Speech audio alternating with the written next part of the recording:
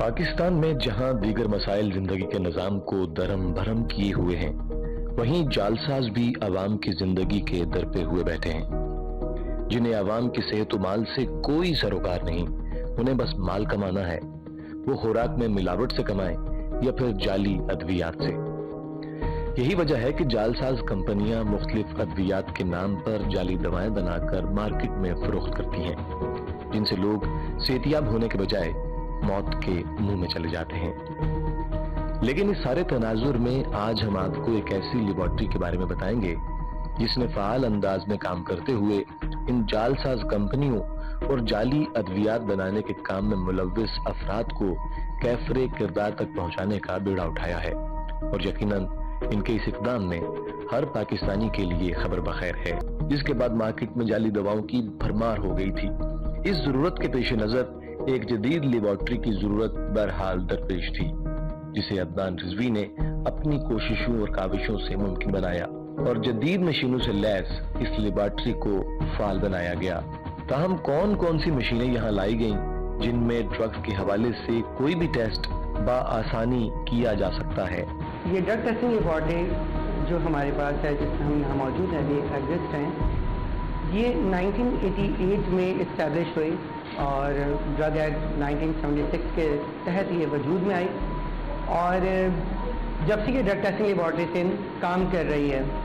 اچھا، اس کا کام یہ ہوتا ہے جو بھی drug inspector post marketing service کے دوران سیمپلز کلیکٹ کرتے ہیں، وہ ڈرگ ٹیسٹنگ لیبارٹری سندھ میں بھیجتے ہیں۔ سندھ کی پروونس کی بات کر رہا ہوں میں، تو یہاں پہ بھیجتے ہیں، اور ہم جو بھی یہاں پہ انالسٹ ہوتا ہے گورنمنٹ، جیسے میں گورنمنٹ انالسٹ ڈکلیئر کیا ہوں، تو ہم یہاں پہ ٹیسٹ انالیسس کرتے ہیں تمام سیمپلز کا، اور پھر اس کو بتاتے ہیں اکارڈنگ ایز پر پروٹوکال، جو بھی اس کا میتھڈ فارماکوپیا میں دیا ہوتا ہے، اکارڈنگ ٹو دیٹ میتھڈ ہم اس کو ڈرگ کو ٹیسٹ کرتے ہیں اور اس کا رزلٹ جنریٹ کرتے ہیں، آئدر کہ اسٹینڈرڈ کوالٹی کی ہے، سب اسٹینڈرڈ ہے، کاؤنٹر فیٹ ہے، مس برانڈیڈ ہے، یا اسپوریس ہے، یا ایڈلٹریٹڈ ہے، تو یہ ہم رزلٹ کو جنریٹ کرتے ہیں اکارڈنگ ٹو دا رپورٹ جو بھی ٹیسٹ ہمارے پاس آتا ہے۔ ہمارے پاس جو ابھی اکوپمنٹ فیسلٹی ہے، ہمارے پاس اکوپمنٹ فیسلٹی وہ تمام فیسلٹی ہے جو کہ ایک ڈرگ ٹیسٹنگ لیبارٹری کو کام کرنے کے لیے چاہیے ہوتی ہے۔ تو ہمارے پاس ایون وہ بھی اکوپمنٹس ہیں جو کہ کسی فارماسیوٹیکل کے پاس ایٹ پریزنٹ موجود ہیں۔ فار ایگزامپل میں اگر بات کرتا ہوں LC-MS کی،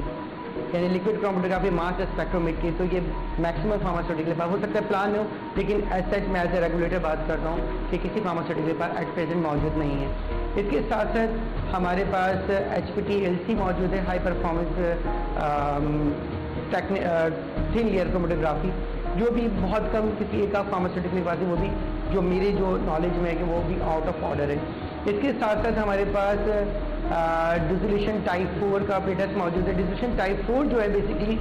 وہ BCS کلاسیفیکیشن اگر ہم کرتے ہیں تو اس میں لو سولیبل لو پرمیبل ڈرگس کے لیے ہوتی ہے، ٹائپ 4 ڈرگس کے لیے ہوتا ہے، تو یہ بھی میکسیمم، بلکہ ایک آدھی فارماسیوٹیکل اس کے نام کوٹ کرنے نہیں چاہ رہا، ان کے پاس موجود ہیں۔ تو ہمارے پاس وہ تمام اکوپمنٹس موجود ہیں جو کہ ٹیسٹنگ کے لیے چاہتے ہیں، جس میں ہائی پرفارمنس لیکوڈ کرومیٹوگرافی، اگر ہم بات کرتے ہیں GC اٹامک ایبزارپشن، اور ہمارے پاس HPLC ہے، تو HPLC ہم نے دونوں طرح کی ڈیٹیکٹر کے ساتھ رکھا ہوا ہے کہ HPLC وہ جو کہ اس میں UV ڈیٹیکٹر ہے جو کہ ایک پرٹیکولر ویو لائن میں کام کرتا ہے۔ اس کے ساتھ ساتھ ہمارے پاس PDA ڈیٹیکٹر بھی موجود ہے، یعنی فوٹو ڈائیوڈ ایرے، جس کے 3 ڈائمینشنل پیک ہوتی ہے۔ اگر کوئی پیک چھپی ہوئی ہے کہ بیسکلی اگر ہم اسپیکٹرا بنتا ہے، کرومیٹوگرافی ٹیکنیک یوز کر رہے ہیں، جس میں ہم کرومیٹوگرافی ٹیکنیک میں ہم ڈیفینیٹلی اس میں ہم موبائل فیز اور اسٹیشنری فیز یوز کرتے ہیں، اور وہ جو اسپیکٹرا بن رہا ہے اس اسپیکٹر کے اندر کوئی اگر پیک چھپی ہوئی ہے، ٹھیک ہے، تو پیک وہ ہڈن پیک بھی اس میں آ جاتی ہے، وہ فاسفو ڈائیوڈ ایرے ڈیٹیکٹر ہے، تو وہ بھی ہمارے پاس موجود ہے۔ آپ چلیں گے تو اب آپ دیکھیں گے گیس کرومیٹوگرافی موجود ہے، ڈیزولیشن اپریٹس ہے، جو کہ ڈیزولیشن ٹائپ 1 ٹائپ 2 کی ڈرگس کے لیے ہمارے پاس موجود ہے، ٹائپ 4 کے لیے بھی ہمارے پاس موجود ہیں،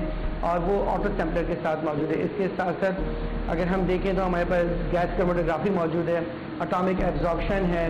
ٹھیک ہے جی۔ اس کے ساتھ ساتھ FTIR موجود ہے، تو ہمارے پاس وہ تمام بیسک اکوپمنٹ موجود ہیں۔ باقی چھوٹے چھوٹے تو بے شمار اکوپمنٹ ہے کہ جی آپ کہہ دیں کہ جی ریفریکٹومیٹر ہو گیا، پولاری میٹر ہو گیا، وسکوسٹی میٹر ہو گیا، PH میٹر ہو گیا، بیلنس ہو گیا، تو ایک نیسیسری اکوپمنٹ کے ساتھ ساتھ میرے پاس ہائیلی ماڈرن اکوپمنٹ اور ہائیلی لیٹسٹ اکوپمنٹ بھی موجود ہے جو کہ میکسیمم فارماسیوٹیکل کے پاس بھی موجود نہیں ہے۔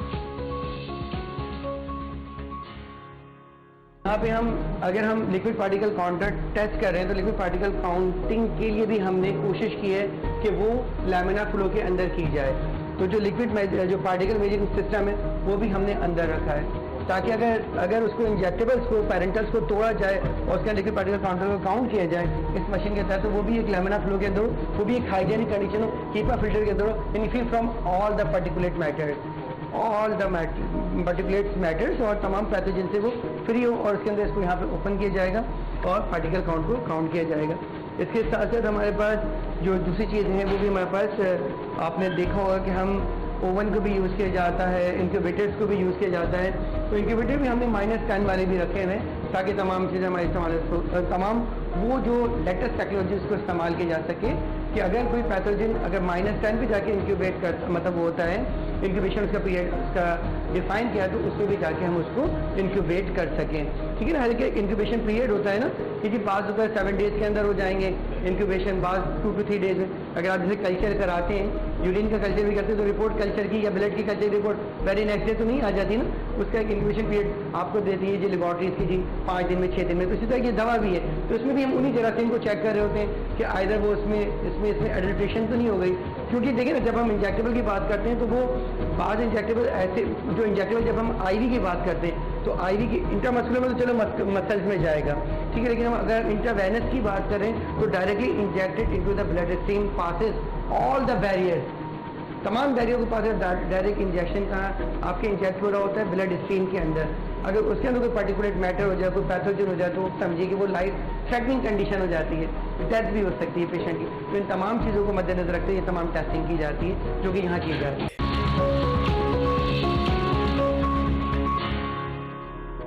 ہم نے director Sindh testing laboratory Adnan Rizvi سے پوچھا کہ مزید کیا ہو سکتا ہے جو اس لیبارٹری کو مزید فعال اور جدید تقاضوں سے ہمانگ کر سکتا ہے. تو انہوں نے بتایا انشاءاللہ ہم اس لیبارٹری کو ایز اے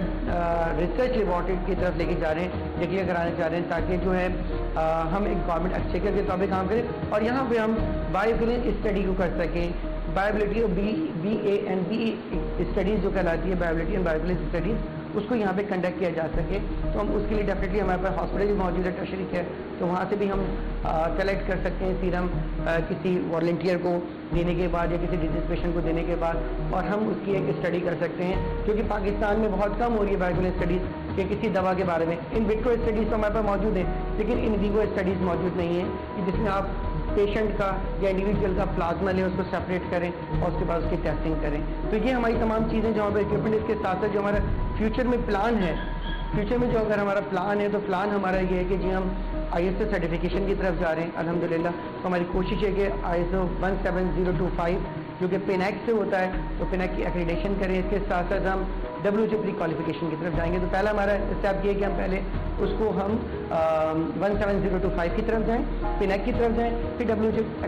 پری کوالیفیکیشن کی طرف جائیں گے, دین PIC کی طرف. اس لیبارٹری میں بہت سے اینالسٹ بھی موجود ہیں جو بطور ٹیم اپنی خدمات انجام دے رہے ہیں. تاہم وہ لوگ اس لیبارٹری اور اس پر سر انجام دیے جانے والے کام کے حوالے سے اور جدید آلات کے بارے میں کیا بتاتے ہیں, آئیے انہی کی زبانی سنتے ہیں. ابھی ہم جو ہے اسٹینڈرڈ کی وہ لگا رہے ہیں, SPLC پر جو ہے انالیسس کر رہے ہیں. ابھی میں اس کو جو ہے اسٹارٹ کروں گا, لگا دیا میں نے. ابھی یہ جو ہے نا آٹو ہوگا, ہمارے پاس آٹومیٹک مشین ہے ساری, آٹومیٹک SPLC ہمارے پاس. یہ جو ہے نا یہ جو ہے ہمارے پاس جو ہے نا ہمارے پاس SPLC آٹومیٹک SPLC ہے.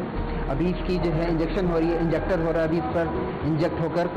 پھر یہ اس پر آئے گا اسکرین پر. میں آپ کو وہ کروں گا, اسکرین پہ دکھاؤں گا. ابھی اس کی جو ہے نا انجیکشن ہو رہی ہے,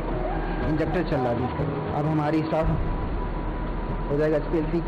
یہ ہمارے پاس اسٹیشنری فیز ہے. ہمارے پاس 2018 میں ایما نے